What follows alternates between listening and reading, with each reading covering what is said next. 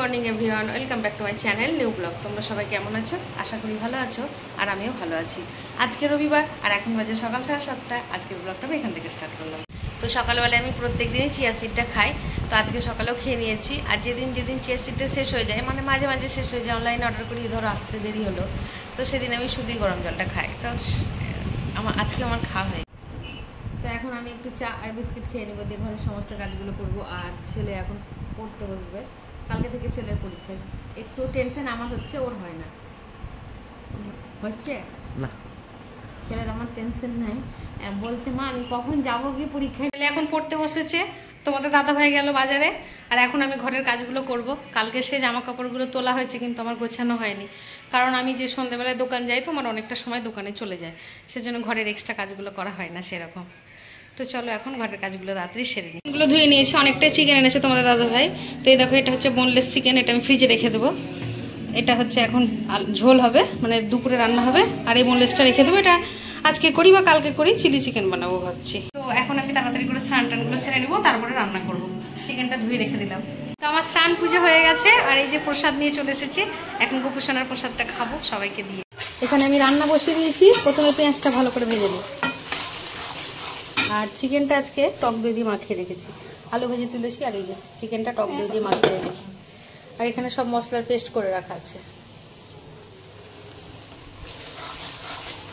আমার রান্নাবান্না সব কিছু কমপ্লিট হয়ে গেছে। আজকে শুধু চিকেন আর ভাতই করেছি, বেশি কিছু আর করিনি, কারণ দুদিন তো খুব নিরামিষ খেলাম, ময়দা খেলাম। কালকে তরকারি অনেক খেয়েছি, তো আজকে আর এক্সট্রা কিছু তরকারি না, জাস্ট মাংস আর ভাত। এখন ঘড়ির কাটায় 2:45, অনেকটা দেরি হয়ে গেছে। এবার খাওয়া দাওয়াটা করি। আজকে তো বললাম তোমাদের শুধু ভাত আর চিকেন। তো দেখো ভাত নিয়ে নিয়েছি, আর একটু কাঁচা পেঁয়াজ নিয়েছি। কাঁচা পেঁয়াজ খেতে আমার খুব ভালো লাগে।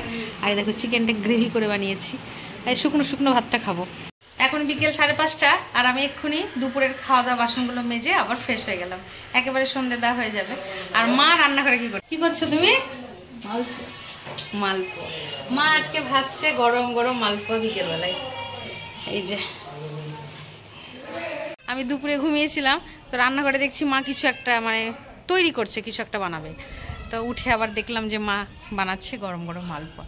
তো এখন বিকেলে গরম গরম মালপোয়া খাবো। আজকে আর চা বানাবো না, মালপোয়াটাই খেয়ে নেবো। এখন সোজা দোকানে চলে এসেছি।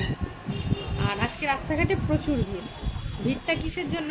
কারণ কালকে হচ্ছে রাখি পূর্ণিমা। তো ভাই বোনেরা মিলে সব বেরিয়েছে রাস্তাঘাটে শপিং করতে, গিফট কিনতে। কে কাকে কী দেবে? ভাই দাদাকে দেবে, বোন ভাইকে দেবে, আবার দাদা বোনকে দেবে, এরকম করে অনেক গিফট তারা কিনছে। আর মিষ্টির দোকানে প্রচুর রকম মিষ্টি রয়েছে, রাখি পূর্ণিমার স্পেশাল মিষ্টির দোকানে সেই আমি তো তোমাদের বলেছি যে দোকানে আসলে আমাকে চা দিয়ে যাবে দাসুদা। তো বাড়িতে আজকে চা খাইনি, বাড়িতে মা গরম গরম মালপোয়া ভাজছিল, সে মালপোয়াটা খেয়েছি।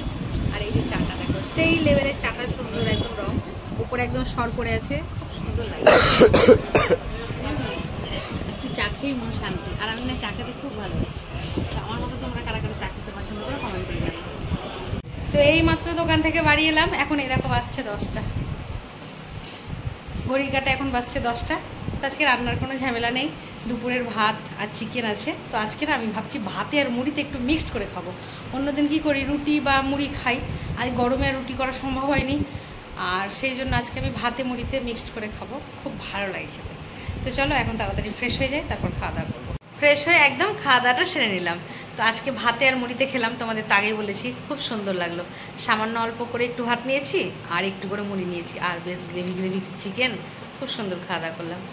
আজকের ব্লগটা এতটা অবধি রাখছি। আজকের ব্লগটা যদি তোমাদের ভালো লেগে থাকে, তবে like, comment, share and subscribe করতে ভুলো না। সবাই ভালো থেকো, সুস্থ থেকো। দেখা হচ্ছে নেক্সট ব্লগে। Good night.